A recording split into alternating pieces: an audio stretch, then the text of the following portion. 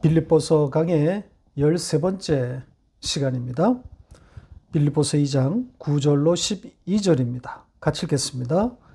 이러므로 하나님이 그를 지극히 높여 모든 이름 위에 뛰어난 이름을 주사 하늘에 있는 자들과 땅에 있는 자들과 땅 아래에 있는 자들로 모든 무릎을 예수의 이름에 꿇게 하시고 모든 입으로 예수 그리스도를 주라 시인하여 하나님 아버지께 영광을 돌리게 하셨느니라.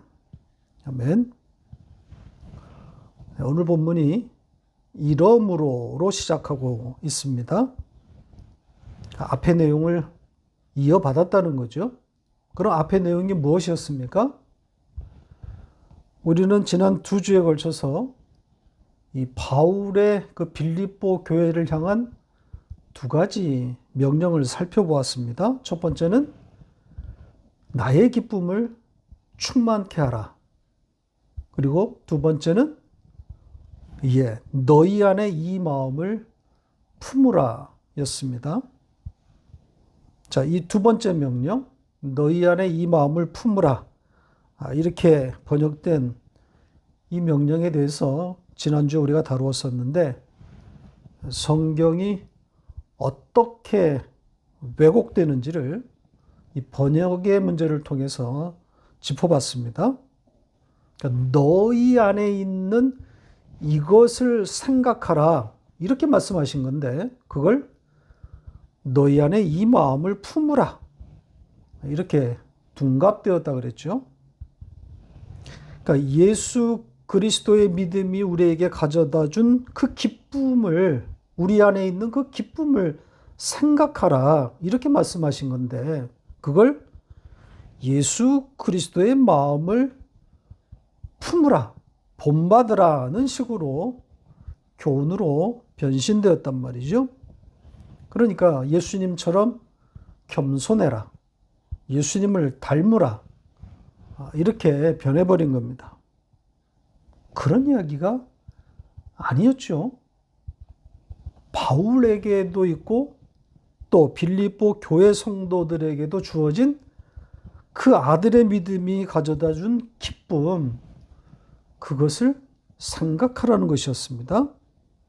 그러니까 잃어버렸던 그 기쁨을 회복하라는 취지였단 말이죠.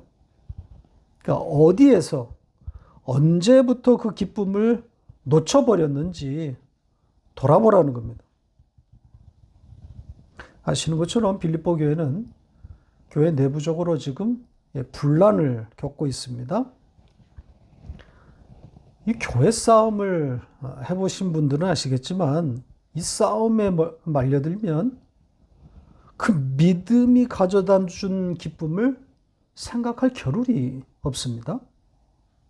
자나깨나 오직 저들을 이겨야겠다는 생각 그것밖에 없단 말이죠.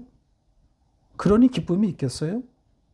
몸은 예배당에 나와 있지만 예배가 되겠냐고.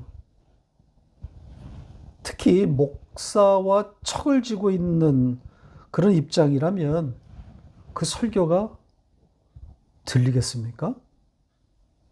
목사도 마찬가지일 겁니다. 저기 고개를 숙이고 있는 그 나를 반대하는 그를 향해서 못된 말을 쏟아내지 않겠어요? 그렇게 그 믿음이 가져다 준 기쁨이 피차 사라지게 되는 겁니다. 바울은 지금 그 이야기를 하고 있는 겁니다. 그 잃어버린 기쁨에 대해서 돌아봐라, 생각하라는 요구를 하고 있는 겁니다. 그러면서 그 기쁨은 예수 그리스도 안에도 있는 그것, 기쁨이다. 같은 기쁨이라는 거죠. 자, 두 번째 바울의 명령은 바로 이런 내용이었습니다. 자, 그 명령 이제 바로 이어서 그 기쁨의 원천이신 예수 그리스도의 낮아지심에 대해서 기록했다 그랬죠. 따라서 오늘 본문은 이 예수 그리스도의 이 낮추심, 낮아지심과 이어진 내용이라고 할 수 있습니다.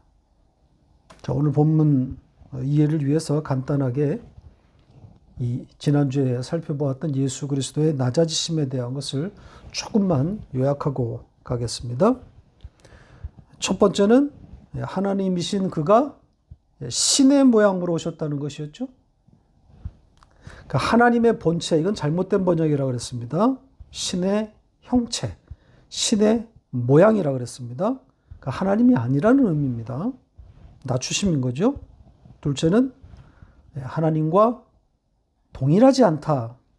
이런 내용이었습니다. 역시 낮아지심인 거죠. 셋째는 자기 자신을 비웠다. 어떻게? 두 가지로. 종의 모양을 가졌고 또 하나는 사람들처럼 되심으로 자기를 비웠다 그랬습니다. 그리고 마지막은 죽음, 똑바로 섬의 죽음이라 그랬죠. 죽기까지 하나님의 말을 아래서 들었고 밑에서 들었고, 그래서 그 죽음은 십자가의 죽음, 즉 바로 세움, 똑바로 섬의 죽음이라고 했습니다. 그러니까 이 네 가지 공통점이 뭐겠습니까? 전부 낮아지심인 거죠. 하늘 영광을 버리시고 십자가를 위해서 이 땅에 내려오신 일을 말하고 있는 겁니다. 자, 이것이 오늘 본문의 9절 이러므로가 받고 있는 내용입니다. 그러니까 그가 그렇게 자신을 낮추셨으므로, 그가 그렇게 낮아지셨기 때문에 이러이러한 일들이 일어났다. 자, 이런 이야기를 오늘 본문이 하고 있는 겁니다. 그러니까 앞의 내용은 원인이 되는 것이고 오늘 이야기는 그 원인에 대한 결과가 되겠죠. 그럼 오늘 이야기를 시작해 보겠습니다. 그러니까 예수 그리스도의 낮아지심이 가져온 결과인데 첫 번째 내용입니다. 9절인데요. 9절이 어떻게 시작하고 있습니까? 하나님이 그를 지극히 높이셨다. 이겁니다. 여기서 바울은 이 하나님이 그를 높이셨다, 이것을 표현할 때 아주 새로운 표현 방식을 사용했습니다. 이제껏 사용해 본 적이 없는, 아니 성경에 여기 딱 한 번 등장하는 그 단어를 사용해서 예수 그리스도의 높아지심을 담았습니다. 이 높이다라는 단어는 성경에 아주 자주 등장하는 단어인데 그 단어 앞에다가 전치사 휘페르 요걸 붙여서 합성어를 만들었습니다. 그러니까 그냥 높이다가 아니라 위로 높였다. 그래서 우리 성경은 그것을 지극히 높였다, 이렇게 번역했습니다. 이 휘페르는 물리적으로 위를 뜻하기도 하지만 차원 혹은 등급으로서의 위를 뜻하기도 합니다. 따라서 여기서는 저 너머로 혹은 다른 차원으로 높이셨다, 이런 의미가 되는 거겠죠. 자, 두 번째 결과는 바로 이어진 문장입니다. 뭐라고 되어 있습니까? 모든 이름 위에 뛰어난 이름을 주었다, 이렇게 되어 있습니다. 원문대로 직역하면 그에게 모든 이름 위에 그 이름을 하사했다, 이겁니다. 우리 성경은 모든 이름 위에 뛰어난 이름이다, 이렇게 의역을 했는데요. 나쁘지 않습니다. 자, 그런데 여기에 사용된 동사가 흥미롭습니다.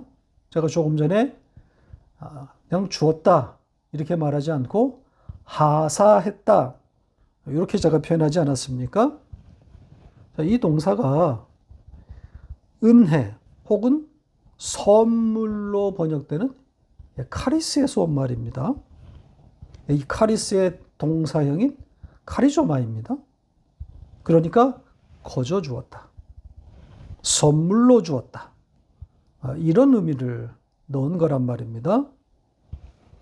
자, 이 동사가 쓰여진 한 문장을 좀 보고 갈까요? 누가복음 7장 21절 같이 읽겠습니다. 마침 그때에 예수께서 질병과 고통과 및 악귀 들린 자를 많이 고치시고 또 많은 맹인을 포게 하신지라. 지금 이 문장에서 어떤 단어가 이 카리조마이를 번역한 걸까요? 잘 안 보이죠? 요 맹인을 보게 하신지라 여기에 쓰였습니다. 자, 우리 성경이 의역을 하는 바람에 이 카리조마이의 뜻을 반영하지 못한 겁니다. 자, 이 문장을 직역하면 많은 맹인에게 볼 수 있도록 거저 주었다, 선물로 주었다. 자, 이런 겁니다. 은혜를 베푸셨다는 거죠. 구원의 의미를 담아 놓은 겁니다.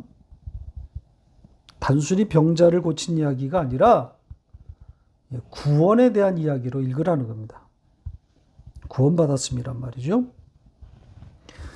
지금 바울은 바로 이 동사를 사용해서 예수 그리스도의 높아지심을 표현했습니다. 그러니까 하나님이 예수 그리스도에게 모든 이름 위에 그 이름을 선물로 주셨다. 이렇게 말하고 있는 거란 말이죠. 자, 언뜻 잘 이해가 되지 않는 대목이기도 합니다. 이 카리스라고 하는 단어는 하나님이 인간에게 거저 베푸셨다는 의미로 사용되는 단어란 말입니다. 그게 일반적인 용례인데 지금 여기에서는 성자 예수 그리스도에게 이 단어를 사용했단 말이죠. 자, 왜 바울이 이 단어를 채택했을까요? 저는 일관성이라고 말하고 싶습니다. 지금 바울은 예수 그리스도의 이 낮아지심, 일관되게 지금 그 이야기를, 그 흐름을 놓치지 않으려고 하고 있습니다. 지금 높아지심을 이야기하면서도 그 흐름, 낮아지심이라고 하는 그 흐름을 놓치지 않으려고 한 것 같습니다. 그러니까 앞에서 말하고 있는 계속된 그 낮아지심, 그의 사람 되심에 대한 흐름을 이어가고자 한 겁니다. 사람이라는 거죠. 죄인이라는 겁니다. 그러니까 여기서는 그의 지금 철저한 낮추심, 사람 되심, 이게 핵심 주제란 말이죠. 그래서 인간에게 사용되는 카리조마이, 거저주심. 자, 이 단어가 오히려 적합해 보입니다. 그러니까 철저하게 그의 사람 되심의 흐름을 지금 이어가고 있는 겁니다. 자, 이 정도 하고 다음 내용으로 넘어가겠습니다. 10절과 11절입니다. 이 두 절은 전부 9절에 종속된 문장들입니다. 그러니까 9절이 주절이 되는 것이고 10절과 11절은 거기에 종속된 겁니다. 그러니까 이 종속된 문장들은 이 앞에 그 주절의 결과, 문맥상 결과로 일어난 일을 말하고 있습니다. 그러니까 하나님이 그를 높이시고 또 하나님이 모든 이름 위에 그 이름을 하사하신 일로 인해서 벌어진 결과, 그것으로 일어난 일, 이런 이야기가 되는 거죠. 크게 두 가지 내용입니다. 차례로 살펴보겠습니다. 첫째는 10절의 내용인데요. 예수 그리스도를 하나님이 높이심으로 모든 자들이 예수의 이름에 무릎을 꿇게 되었다는 겁니다. 자, 이 문장 한번 원문을 직역한 문장과 비교해 보시기 바랍니다. 보시는 것처럼 주어가 하나님이 아니라 모든 무릎입니다. 동작의 주체가 하나님이 아니라 사물이란 말이죠. 그리고 시제도 과거형입니다. 그러니까 이미 일어난 일인 거죠. 그리고 예수 그리스도의 이름 안에서 일어난 일입니다. 자, 우리 성경은 예수의 이름에 무릎을 꿇었다. 이렇게 번역했지만 예수의 이름 안에서 그 일이 일어났다. 이렇게 원문은 말하고 있습니다. 예수의 이름에 무릎을 꿇었다는 것과 예수의 이름 안에서 무릎을 꿇었다. 이건 어떤 차이가 있는 걸까요? 뭐 어떻게 보면 같은 뜻인 것 같지만 바울이 이 전치사 n, 그러니까 그 안이라고 한 것은 분명히 의도가 있었을 거란 말이죠. 모든 무릎이 예수의 이름에 무릎을 꿇었다고 하는 것은 모든 피조물들이 세상 만물이 그에게 굴복한다는 더 강력한 뜻일 겁니다. 세상이 그 이름 앞에 지금 다 모두 나왔다는 거 아닙니까?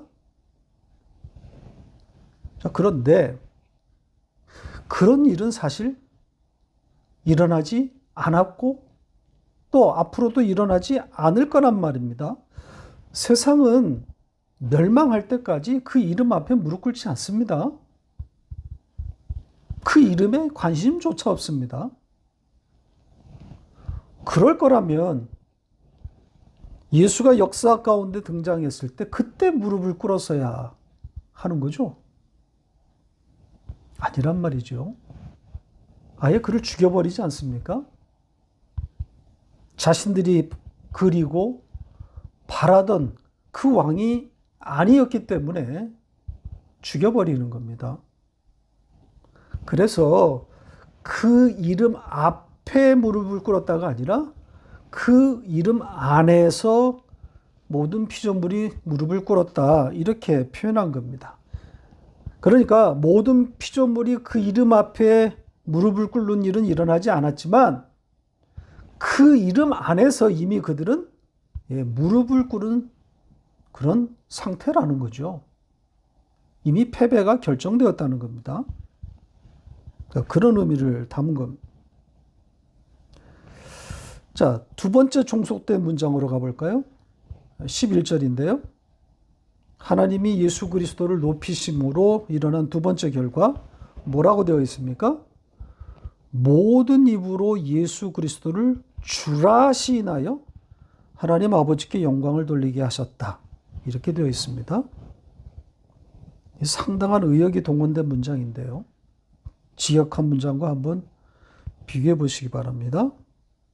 비약이 너무 심하지 않습니까? 제가 앞에서 제기했던 그 이 마음을 품으라 못지않은 엉터리 번역입니다. 모든 입, 즉 모든 자들이 예수 그리스도를 주라 시인함으로 하나님께 영광을 돌리겠다는 이야기인데 그런 이야기가 아니란 말이죠. 원문을 이렇게까지 훼손할 수 있습니까? 원문은 모든 혀가 같은 말을 했다는 것이고 그 같은 말의 내용은 주 예수 그리스도가 신의 아버지의 영광에게로 이게 전부입니다. 사실 그리 어렵지 않은 문장인데 조금 살펴보겠습니다. 우선 우리 성경이 이 시인하다 이렇게 번역한 동사부터 좀 보겠습니다. 저는 지금 같은 말을 하다 이렇게 번역했죠. 우리 성경에 여기 말고도 이 시인하다로 번역된 곳이 신약에 14번이 더 있습니다. 이 시인이라고 하는 말은 참으로 오해가 될 수 있는 좋지 못한 단어 선택입니다. 이 사전적으로 시인은 옳다고 인정하다 이렇게 나옵니다. 그런데다가 우리나라 사람들이 이 단어를 쓸 때 시인이라고 하면 어떤 사실에 대한 동의 이 정도로 이해하고 있습니다. 다분히 지식에 대한 동의라고 생각하고 있는 거죠. 자, 이런 이해가 교회 안에 고스란히 들어와서 교회의 이 복음을 왜곡하고 있습니다. 자, 그 대표적인 사례가 사형리입니다. 이 CCC라고 불리는 대학생 선교회에서 제작한 작품인데요. 복음을 4가지 간단한 문장으로 축약시킨 전도 문서입니다. 자, 이 4개의 문장이 복음의 핵심을 잘 담고 있느냐? 자, 이 이야기는 차치하고 가장 큰 문제는, 그리고 한국교회에 큰 어떤 그 폐해를 끼친 것은 소위 영접기도입니다. 그러니까 이 4개의 문장을 학습시킨 후에 이 사실을 시인하면, 그러니까 입으로 시인하면 바로 예수를 영접하는 그 기도로 넘어가는 거란 말이죠. 그렇게 되면 그것으로 구원받은 자가 되는 겁니다. 그러니까 시인이 곧 구원이 되는 거죠. 시인만 하면 구원받게 되는 겁니다. 자, 이 엉터리 포교가 오늘날 한국 교회에 기여한 바가 엄청납니다. 가짜 기독교인들이 대거 교회로 유입되는 그런 배경이 되었습니다. 이 사형리 전도가 한때 유행했던 창조 과학회를 만나서 이 창조 과학회는 더욱 이것을 일반화시켜 가지고 교회의 문턱을 한없이 낮춰버렸습니다. 예수를 주라 시인만 하면 이 구원받았다고 이렇게 말하니까 교회는 이런 사람들로 인해서 폭발적으로 성장하게, 부흥하게 된 겁니다. 문제는 예배당에 사람들은 넘쳐나는데 정작 구원받은 하나님의 백성이 없는 이상한 일들이 벌어진 겁니다. 전 국민의 3분의 1이 넘는 숫자가 교회에 등록하는 초유의 부흥이 일어나고, 이러다가 기독교가 국교가 되는 것이 아닌가 잠시 흥분한 적도 있지 않았습니까? 이 사형리 운동과 그리고 몰지각한 이 신비주의 부흥사들의 속은 겁니다. 믿음이 시작되지도 않은 자연인들인데 단지 예수를 주라 시인했다는 그 근거 하나로 교회에 들어와 버린 겁니다. 그리고 그걸 믿음이라고 착각한 이들이 아직도 대부분 믿음에 이르지 못한 채 교회를 떠나지 않고 종교적 생활을 이어가고 있는 겁니다. 그리고 그중 다수는 어느덧 교회의 중진, 원로가 되어서 교회를 좌지우지하는 그런 소위 높은 자리에 이르게 된 것 아니겠습니까? 지적 동의에만 머물러 기독교 문화에 익숙해졌을 뿐 여전히 자연인인 이들이 교회를 장악하고 있는 거란 말입니다. 바울의 표현대로 하면 십자가의 원수들이 교회를 장악하고 진짜 하나님의 백성들을 핍박하고 쫓아내는 형국인 겁니다. 좀 장황하게 한국교회 역사를 이야기했는데 그만큼 이 시인이란 단어에 대한 좀 정리가 필요합니다. 이 시인으로 번역된 이 단어는 같은 말을 하다예요. 호모 로게오, 호모와 레고의 합성어입니다. 같은 말, 한 말. 그 말을 한다는 거예요. 그런데다가 여기에 지금 이 문장에 쓰인 동사는 이 호몰로게오 앞에 또 에크라는 전치사까지 붙여서 그러니까 세 개의 단어가 합성된 겁니다. 그 누구로부터 무엇으로부터 이런 뜻이 앞에 더 붙어 있는 거란 말입니다. 그러니까 강조를 지금 담은 거예요. 같은 말을 하다에 대한 강조인 겁니다. 누구와 같은 말을 한다. 이것을 지금 아예 이 단어에다 붙여놓은 겁니다. 그럼 누구와 같은 말을 한다는 거겠어요?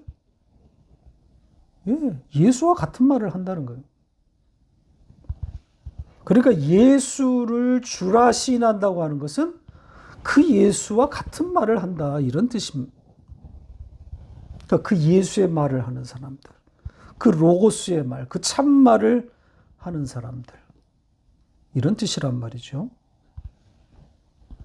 자, 이 단어가 등장하는 로마서 10장의 그 유명한 말씀을 소개합니다. 로마서 10장 10절 같이 읽겠습니다. 사람이 마음으로 믿어 의에 이르고 입으로 시인하여 구원에 이르느니라. 유명한 말씀이죠. 아까 말씀드린 그 사형릭 쪽 사람들의 단골 메뉴입니다. 자, 이 문장 역시 이렇게 번역할 문장이 아닙니다. 자, 오해가 심한 그런 말씀이라 이 직역한 문장을 함께 띄워드리겠습니다. 보시죠. 보시는 것처럼 지금 우리 성경은 이 시간 혹은 논리적 순서를 지금 담아 놓았죠. 마음으로 믿어 의에 이르고 그 다음에는 입으로 시인하여 구원받는다. 이런 이야기가 아닙니다. 원문은 같은 의미의 반복입니다. 그러니까 강조인 거죠. 심장, 즉 마음은 의에게로 설득되어지고 입은 구원에게로 같은 말을 하고 있다. 하게 되어지고 있다. 이런 뜻입니다. 전부 수동태이고 시제는 현재입니다. 그러니까 내가 하는 어떤 동작이 아니라 외부의 힘, 즉 성령께서 우리 안에서 지금 하시고 있는 일을 말하고 있는 거예요. 그러니까 그분이 설득하고 있고 그분이 내 안에서 같은 말을 하게 하고 있다. 이런 뜻이에요. 마음으로 믿고 입으로 시인하여 구원받으라? 이런 이야기가 아니란 말입니다. 하나님이 우리 안에서 지금 하고 계시는 일을 말하고 있어요. 그러니까 나의 열심이 아니라 그분의 열심이란 말입니다. 자, 그러면 그 시인의 내용, 같은 말, 그 말의 내용을 살펴보고 마치도록 하겠습니다. 이 같은 말을 하다, 여기에 지금 목적어가 되는 거겠죠? 목적절, 어떤 내용인지 보겠습니다. 자, 이 문장은 아까 보신 것처럼 동사가 생략되어 있습니다. 그래서 직역하면 주 예수 그리스도 신의 아버지의 영광에게로, 이게 전부입니다. 예수 그리스도 신의 영광, 신의 아버지의 영광에게, 이게 전부예요. 자, 여기에 제가 약간의 해석을 붙여서 주 예수 그리스도가 신의 아버지의 영광을 향해 있다. 이렇게 소개해 드린 겁니다. 혹은 이런 문장도 가능합니다. 주 예수 그리스도, 즉 신의 아버지의 영광인 그에게로, 이런 조합도 가능합니다. 자, 전자가 되었든, 그러니까 주 예수 그리스도가 신의 아버지의 영광에게로 향해 있다. 뭐 이게 되었든, 아니면 주 예수 그리스도 그분이 바로 아버지의 영광이다. 뭐 이런 의미가 되었든 아니면 뭐 다른 조합이 되었든 주 예수 그리스도가 하나님 아버지의 영광과 긴밀하게 연결되어 있음은 어떤 경우라도 명확한 거죠. 그러니까 주 예수 그리스도가 하나님의 영광에게로 향해 있든 예수가 하나님의 영광이 되든 혹은 뭐 다른 것이 되든 예수 그리스도는 하나님의 영광과 묶여 있는 거란 말이죠. 자, 이것이 같은 말을 했다. 예, 목적절입니다. 내용이란 말이죠. 그러니까 하나님이 주 예수 그리스도를 높이심으로 위로 높이심으로 일어난 두 번째 결과가 모든 혀가 주 예수 그리스도와 그 영광에 대해서 같은 말을 했다. 이렇게 되는 겁니다. 자, 근데 여기서도 이 흥미로운 것은 요 동사 같은 말을 하다, 요게 또 중간태입니다. 요 중간태라고 하면 자기가 한 동작이 자기 자신을 향할 때 문법적으로는 그렇게 설명을 합니다. 그리고 번역할 때 이 중간태는 일반적으로 수동태로 번역합니다. 문맥에 따라서. 혹은 제기대명사 이 self라는 그 단어를 써서 스스로 무엇을 하다 뭐 이렇게 번역합니다. 그러니까 여기서는 이 문맥으로 볼 때에 같은 말을 했다 이게 아니라 같은 말을 하게 되었다. 이게 문맥상 더 어울립니다. 그러니까 하나님이 그렇게 만들어가고 있다는 거죠. 같은 말을 하게 하신다. 하나님이 일으키시는 그 일에 대한 이야기입니다. 자, 말씀을 맺겠습니다. 이 사전을 편찬하는 학자들이 이 같은 말을 하다, 자, 이것을 이 호모로게오를 정의할 때 찬송하다 혹은 고백하다 이런 이 발전된 의미를 적어 놓았습니다. 이 같은 말을 하다 이 단어가 시대에 따라서 시대를 따라 변천되는 그 뜻을 적어 놓았단 말이죠. 우리가 성경을 주의할 때 이 단어의 원뜻, 그러니까 어원을 찾아서 직역하는 일이 우선 되지만 때로는 이 사전에 적힌 그 변천되어 온 그 뜻들 이런 것들을 참고할 때도 많습니다. 그런 면에서 같은 말을 하다, 호몰로게오 이 단어가 찬송하다 여기까지 발전했다는 것, 그런 뜻을 담고 있다는 것 참고할 만하다고 생각합니다. 이 찬송이란 의미, 찬송이란 뜻이 위에말을 하다 아닙니까?